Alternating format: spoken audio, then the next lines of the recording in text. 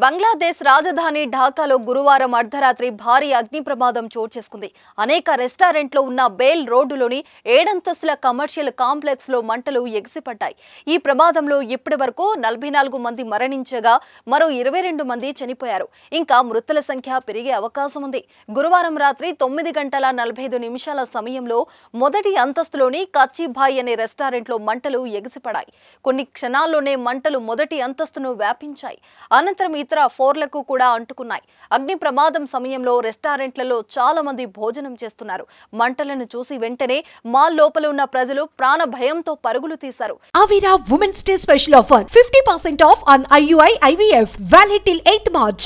ఈ క్రమంలో భవనం మీద నుంచి చాలా మంది దూకి ప్రాణాలు కోల్పోయారు. ఇంకొందరు పొగకు ఊపిరి ఆడక మరణించారు.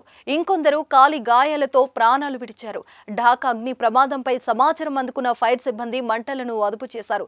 దాదాపు 13 అగ్నిమాపక యంత్రాలు తీవ్రంగా శ్రమించి అర్ధరాత్రి 12:30 ప్రాంతంలో మంటలను అదుపు చేశాయి.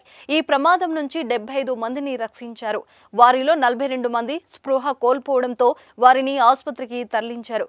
అగ్ని ప్రమాదానికి గ్యాస్ లీక్ అవడమే కారణమని అధికారులు అంచనా వేస్తున్నారు. తొలుత మొదటి అంతస్తులో గ్యాస్ సిలిండర్ పేలి ఉండొచ్చని, అది మిగిలిన అంతస్తులకు వ్యాపించి ఉండొచ్చని భావిస్తున్నారు.